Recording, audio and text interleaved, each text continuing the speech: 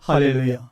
오늘 주님께서 우리에게 복된 생명의 양식은 베드로의 새로운 출발이라는 제목으로 주신 양식을 여러분과 함께 마음껏 나누며 먹도록 하겠습니다. 요한복음 13장 37절의 말씀입니다. 베드로가 가라되 주여 내가 지금은 어찌하여 따를 수 없나이까? 주를 위하여 내 목숨을 버리겠나이다. 요한의 아들 시몬아, 내가 이 사람들보다 나를 더 사랑하느냐 하시니 가라되 주여 그러하이다. 내가 주를 사랑하는 줄 주께서 아시나이다. 가라사대 내 어린 양을 먹이라 하시고. 요한복음 21장 15절의 말씀입니다. 성경을 대하는 모든 성도들은 베드로의 생애를 통해서 인생의 여러 측면을 대하게 되며 많은 사실들을 발견하게 됩니다. 특히 요한복음 후반부에 나타나는 시몬 베드로와 예수님과의 대화는 많은 것을 생각하게 해줍니다. 의기왕성하던 베드로의 과거 모습을 전혀 찾아볼 수 없고 다만 적나라한 자신의 실제 모습을 정확히 자각하고 있는 그의 참모습을 보게 됩니다. 그것은 비로소 비본래적 인간의 본래적 인간 회복이라고 할까? 아니 이제야 인간다움의 출발점 이르고 있다고 보아야 할 것입니다. 아담 후의 틀을 이제 조금씩 벗어서 참 인간의 제 모습을 찾아가는 시작 시점이라 할 수 있는 것이며 인간의 인간 회복의 장면이라 할 수가 있습니다. 베드로가 요한복음 21장 상에 이르기까지의 그 여정은 우리가 너무나 잘 알고 있듯이 결코 그렇게 간단치 않았습니다. 도대체 여기에서의 베드로의 모습이 어떠하길래 그렇게 수선인가? 그러나 알고 보면 사실은 아무것도 아닙니다. 어찌 보면 실망스럽게 짝이 없는 베드로의 모습일 수 있습니다. 그렇게 칭찬스러울 만큼 위대한 고백이나 선언을 하고 있는 것이 아닐 수 있습니다. 왜냐하면 이러한 고백은 얼마든지 할 수 있는 고백이기 때문입니다. 오늘날 그리스도인치고 사랑의 고백을 이 정도도 않고 신앙생활을 하는 사람이 어디에 있겠습니까? 가장 흔하디어난 고백이 사랑에 대한 고백이요 믿음에 대한 고백입니다.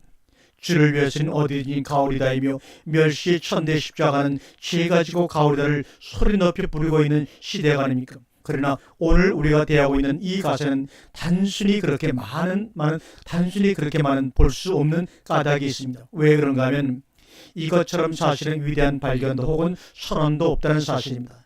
이것은 선언이라기보다는 자신의 실상에 대한 자각이라는 말이 옳습니다.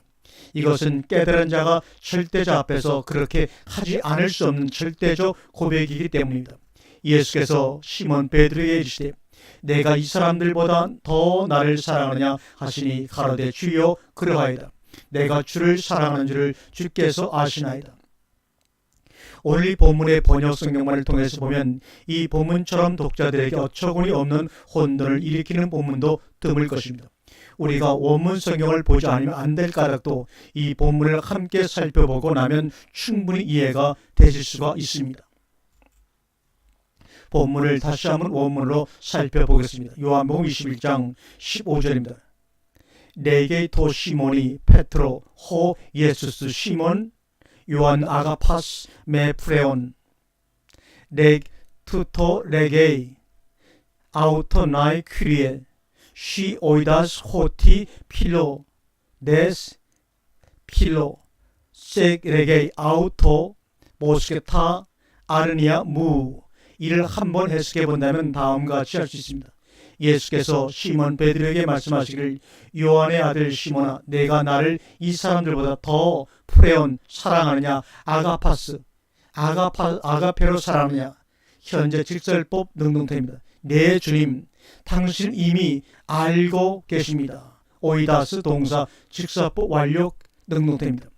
내가 당신을 아가페가 아니라 필로로 사랑하는 줄을 이 말을 구태여 풀어서 설명해 본다면 다음과 같습니다. 예 주님, 당신은 이미 내가 당신을 필요하고 있다는 사실을 너무나 잘 알고 계신데 왜 새삼스럽게 그러한 질문을 하십니까? 라는 말과 다름이 없습니다. 번역 성경만 보면 여기서 나의 퀴리에 내 주님이라는 말씀이 내가 나를 사랑하느냐는 물음에 대한 긍정으로 여기기 쉽도록 번역이 되어 있습니다. 마치 이전의 베드로의 모습처럼 그러한 질문을 기다리기나 했다는 듯이 선뜻 나의 퀴리에 내 주님, 내가 주님을 얼마나 사랑하는데라는 식의 뉘앙스로 오해하기 쉽도록 번역되어 있다는 이야기입니다. 그러나 이것은 천부당 만부당한 말씀입니다. 오히려 그와 정반대입니다. 오히려 이 말씀은 진실로 주님은 혹은 오 주님 내가 당신을 아가페로 사랑할 수 없다는 사실을 이미 당신은 알고 계시지 않습니까? 라는 대답과 같습니다. 내가 당신을 필로로 사랑하고 있다는 사실을 당신은 너무나 잘 알고 계십니다라는 고백을 하고 있는 겁니다. 이 고백은 얼마 전 주님과의 치유의 만찬석상에서 하던 고백과는 전혀 대조적인 모습임을 우리가 알 수 있습니다. 요한복음 13장 7절에 베드로가 가로되 주여 내가 지금은 어찌하여 따를 수 없나이까 주를 위하여 내 목숨을 버리겠나이다. 이 말씀은 바로 다음과 같은 분위기에서 하고 있는 베드로의 고백입니다. 내가 너에게 세 계명을 너에게 주노니 서로 사랑하라. 아가파테 알레루스 서로 사랑하라. 내가 너희를 사랑같이 너희도 서로 아가파테 알레루스 너희가 서로 사랑하면 엔 아가페 에케테 엔 알레루스 너희가 서로 사랑하면 이 말은 무슨 말입니까? 사랑을 너희 안에 가지게 되면 그럼 사랑이 뭡니까? 요한일서에 하나님은 사랑이시라. 사랑이신 그분을 너희가 사랑으로 너희 안에 가지게 되면 이로써 모든 사람이 너희가 내 제자인 줄 알리라. 시몬 베드로가 가로되 주여 어디로 가시나이까? 예수께서 대답하시되 나의 가는 곳에 내가 지금은 따라올 수 없으나 후에는 따라오리라. 이때도 사랑의 문제가 아가페의 문제가 언급되던 때였습니다. 성경의 최고한법 곧 세 계명인 사랑의 계명을 말씀하시던 중에 이어서 나온 베드로의 고백입니다. 지금은 어찌하여 나를 수 없나이까? 주를 위하여 내 목숨을 버리겠나이다. 이것은 분명 주를 아가페 사랑하겠다는 당당한 아가파오의 고백이라고 할 수가 있습니다. 도대체 이때만 해도 베드로에게 능히 아가파오할 수 있는 존재였습니다. 왜 아가파오를 못한단 말입니까? 그것은 말도 되지 않는 소리라고 주님께 항의합니다. 나는 아가파오 주님을 위하여 목숨을 버리겠나이다. 주를 위하여 아가파오 하겠나이다. 이 정도의 고백은 해야 믿음이 있는 사람 중에 끼일 수 있지 어떻게 필러 정도의 사랑을 가지고 속이 차며 양이 차겠는가 이 말입니다. 오늘날도 겁나는 사람들이 많은 것은 바로 이런 부류들입니다. 어떤 사람들이 문제인가 하면 주를 위해 목숨을 기꺼이 바치겠다고 달려드는 사람이 문제입니다. 그들은 능히 그러고도 남습니다. 목사님들께서는 그렇게 하라고 또 옆에서 박자를 쳐주며 부추겨줍니다. 그래서 집도 팔고 밭도 팔고 폐물도 팔아서 주를 위해 바칩니다. 그것도 모자라면 교회 건축을 해서 또한 담보로 집을 잡히기도 합니다. 그리고 이 생명 나오도록 주를 위해 살겠단다. 함께 어울려서 큰 판을 벌입니다. 그런 이들에 의해서 종교 장사는 호황을 누릴 수밖에 없는 것입니다. 아무도 못한다 해도 자신만은 주를 위해 아가파오하겠다는 것입니다. 교회는 온통 바로 이 같은 아가파오의 경쟁장이 되어버리고 말았습니다. 그러나 그렇게 해서 될 일이라면 오죽이나 좋겠습니까? 그게 그렇게 단순하고 간단하다면 우리의 고민은 훨씬 덜어질 것입니다. 누이도 좋고 매부도 좋은 일이니 하나님도 좋고 우리도 좋고 했으면 좋으려만 그게 그렇지만 않기 때문에 고민이 있는 것입니다. 그렇게 해서는 될 일이 아니기 때문에 내가 지금은 따라올 수 없으나 인 것입니다. 이렇게 충성 봉사하겠다는 베드로의 말씀에 감격이라도 하셔서 덜썩 내 어린 양을 먹이라고 할 줄 알지만 천만의 말씀입니다. 그렇게 어리숙한 하나님이 아니시라는 이야기입니다. 그렇게 쉽게 속아 넘어가신 하나님은 결코 아니십니다. 베드로의 고백이 진실하지 않아서인 줄 아십니까? 결코 그렇지 않습니다. 적어도 그는 그 순간만은 진실했습니다. 그것을 진실 아니라고 말한다면 당시에 베드로에게 뺨을 맞을 선입니다. 그러나 어차피 거짓된 인간의 진실은 본질 자체가 거짓이기 때문에 거짓이 아무리 진실을 말하고 진실을 호소해도 그것은 유감스럽지만 속아서는 안 되는 헛소리에 불과한 것입니다. 여기에 인생의 비극이 있습니다. 인생에 거듭나지 않으면 안 될 이유가 있는 것입니다.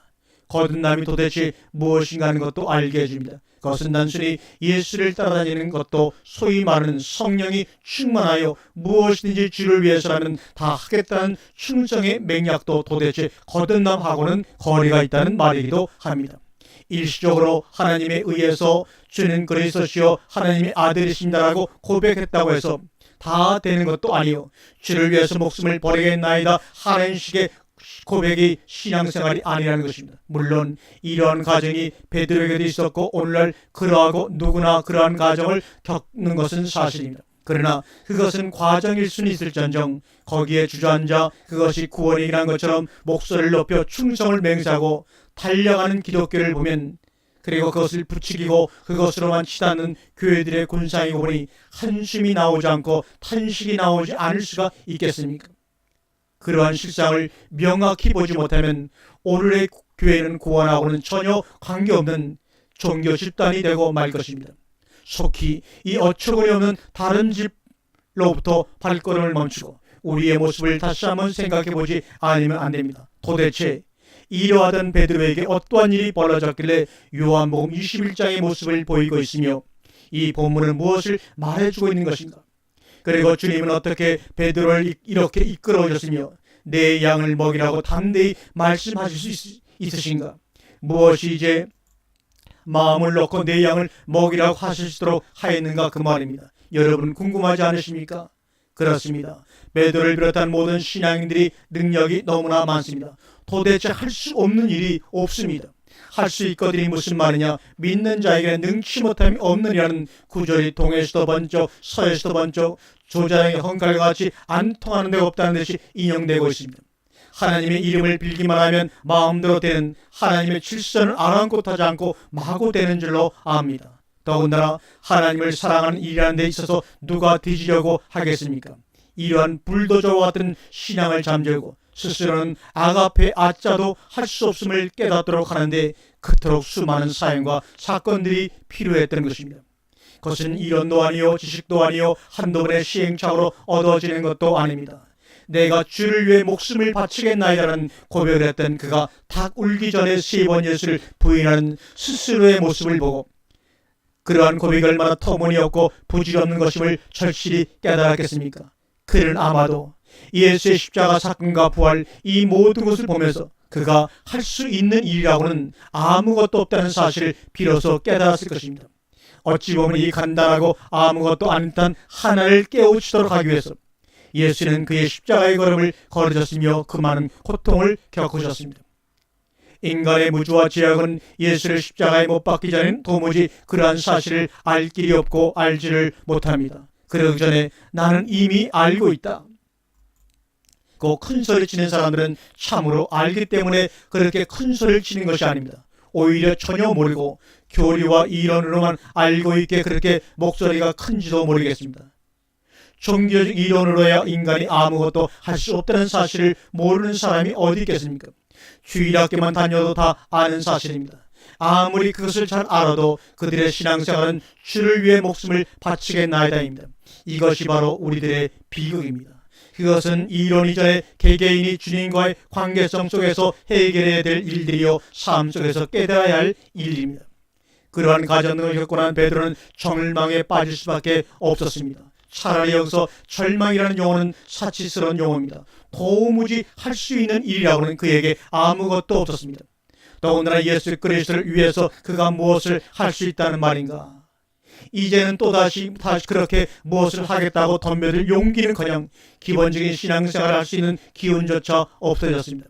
다만 그가 할 수 있는 것이라고는 어쩜 이전에 하던 일, 나는 물고기 잡으러 가라 밖에는 더 이상 없었던 것입니다. 고기나 잡으러 가자고 하지 않을 수 없었던 베드로는 이를 보고 있던 다른 제자들의 우리도 함께 가는다는 사항을 여러 번 생각해 보세요. 이때 베드로는 이미 예수의 부활 사건을 2번씩이나 목격하고 기뻐했었습니다. 그러함에도 무엇이 베드로로 하여금 이렇게 시리 속으로 빠지게 했는가? 이 모든 것을 목격하고 경험하고 실패하고 난 연후에야 비로소 그는 자신으로서는 할 수 없다는 사실을 알게 되었다는 것입니다. 그것은 기뻐할 일이거나 슬퍼할 일이거나 문제도 아닙니다. 기뻐하거나 슬퍼할 일이거나의 문제도 아닙니다. 다만 그렇다는 지극히 당연한 사실을 당연하게 받아들이는 것뿐입니다. 이제야 비로소 인간의 원위치에 돌려놓아진 것뿐입니다. 이것이 비로소 예수 그리스도의 십자가의 사건이 베드로에게 십자가로 혹은 의미 있음으로 성취되어진 것입니다. 살아있던 그가 그리스도와 함께 죽어버린 모습입니다. 그것이 죽어버리고 나면 그제야 처음부터 시작할 수 있는 것입니다. 이것이 바로 믿음입니다. 지금 베드로의 의식 속에 있는 믿음이고 뭐고 생각할 겨를도 없이 아무것도 없다만 무감각의 상태에서 무엇을 어떻게 해야 할지도 알 수 없고, 생각해보면 그것은 고기나 잡을 일밖에는 더 이상 아무것도 없었습니다. 그러나 이것이 예수와 함께 십자가에 못 박혀버린 증거요, 예전에 베드로가 그 자신 속에서 빠져나가버린 모습을 보여주고 있는 것입니다. 그는 젊어서는 자신이 스스로 띠뛰고 원하는 곳으로 다녔습니다. 그러나 이제는 그러던 베드로는 죽어버렸습니다. 주님께서 나타나서 내가 지금은 따라올 수 없으나 후에는 나를 따라오리라고 하신 말씀을 이루려 하십니다. 그리고 물으십니다. 요한의 아들 시몬아, 내가 이 사람들보다 더 사랑하느냐? 플레온 아가파스. 그것도 3번씩이나 그의 입에서 대답이 나올 수 있겠습니까? 이제 또다시 예전의 고백을 반복할 수 없는 베드로였던 것입니다. 예, 나의 퀴리, 예 주님, 당신은 이미 알고 계십니다. 내가 당신을 필요로밖에 사랑할 수밖에 없는 것을. 여기에 비로소 주님은 베드로를 통하여 당신이 주인 노릇하실 수 있는 가능 공간이 마련된 것을 보게 되십니다. 이제는 내 양을 먹이라고 하실 수 있게 된 것입니다. 왜냐하면 이제는 베드로가 스스로 양을 먹이겠다고 하는 만용을 더 이상 부릴 수 없다는 사실을 알고 있기 때문에 이 일이 가능한 것입니다. 이제는 진리가 왕노릇 할 수 있을 터이요, 당신 자신이 베드로라는 인생의 주가 될 수 있기 때문이기도 합니다. 스스로 아가페의 사랑을 할 수 없지만 아가페의 본체이신 진리가 그 일을 할 수 있기 때문에 내 양을 먹이라가 가능케 되는 것입니다. 3번씩의 물음을 반복하시는 것도, 그리고 동일한 대답을 하게 되는 것도 따지고 보면 예전과 달리 베드로의 충동적인 고백이거나 일시적인 고백이 아니라 사실적인 고백임을 확인케 해주는 것입니다. 더군다나 3번째 물음은 이러한 사실을 확실하게 하는 질문입니다. 네게 아우터 투 트리톤. 시몬이 요한이 필레이스 메, 이게 무슨 말인가? 그의 질문이 바뀐 것입니다. 요한의 아들 시몬아, 내가 나를 필레이스 하느냐, 필로로 사랑하느냐 라고 묻고 계십니다. 시몬이 예수스 필레이시스 미, 요한의 아들 시몬아, 내가 나를 필로로 사랑하느냐고 묻고 계십니다. 당신을 사랑한다고, 필로로 사랑한다고 대답하고 있는 그에게 지금까지는 아가포하고 아가페 사랑하느냐고 묻던 분이 3번째 물음이 내가 나를 필레오 하느냐고 묻고 있다는 것입니다. 이 분위기를 생각해보면 왜 이렇게 묻고 계신지를 우리는 등이 짐작할 수가 있습니다. 그러나 베드로의 대답은 여전합니다. 오히려 그의 실상을 더욱더 담담히 말하고 있습니다. 주님은 당신은 이미 모든 것을 환타 알고 계십니다. 내가 당신을 필요하고 있다는 사실을 말입니다. 그렇게 대답할 수밖에 없었습니다. 다만 그럴 수밖에 없는 자신의 모습이, 그렇게 대답할 수밖에 없는 자신이 답답했을 뿐입니다. 근심스러운 표정을 지을 수밖에 없었던 까닭도 있기 때문입니다. 그에게는 필로밖에 할 수 없다는 사실이 사실로 드러났고 그것이 현재의 실상입니다. 그럼에도 여전히 주님은 내 양을 먹이라는 말씀을 계속하고 계십니다. 그가 혹시라도 내가 당신을 아가파사입니다라는 대답을 기대해서 그렇게 묻고 계신 것이 아니십니다. 주는 이미 너무나 베드로에 대해서 잘 알고 계십니다. 인간의 속성에 대해서 지으신 이가 모를 리가 있겠으며 더군다나 베드로의 상태를 모르시고 그런 질문을 하셨겠습니까? 이렇게 해서 베드로의 새로운 인생이 시작되고 있는 것입니다. 그는 아무것도 스스로 할 수 없는 존재임이 드러났고 그것을 사실로 인식하게 되었으며 주님은 당신의 일을 시작하십니다. 그리고 능히 내 양을 먹이라고, 내 양을 돌보라고 말씀하시면서 베드로 생의 후기가 아름답게 펼쳐지는 것입니다. 제2기의 삶은 젊어서 스스로 띠뛰고 원하는 곳 다니던 삶과는 전혀 다른 늙어서의 삶이 전개되고 있는 것입니다. 남이 내게 띠뛰고 원치 아니하는 곳으로 데려가리라. 이것이 그의 인생의 새로운 삶이 시작되어서 펼쳐질 앞으로의 청사진입니다. 그것은 이미 당신의 스승이었던 예수의 삶인 동시에 베드로와 믿음의 후예들이 따라서 살아야 할 진정한 삶의 모습입니다. 이제는 그가 하실 것입니다. 여기서 베드로의 새로운 출발과 시작이 이루어집니다. 스스로는 필로의 사랑밖에는 할 수 없는 그의 생애가 이제는 아가페 되시는 분에 의해서 그가 돌보아야 할 양들을 능히 아가파할 수 있는 삶으로 전개될 것입니다. 요한복음은 바로 여기까지를 우리들에게 증언하고 계십니다. 아멘.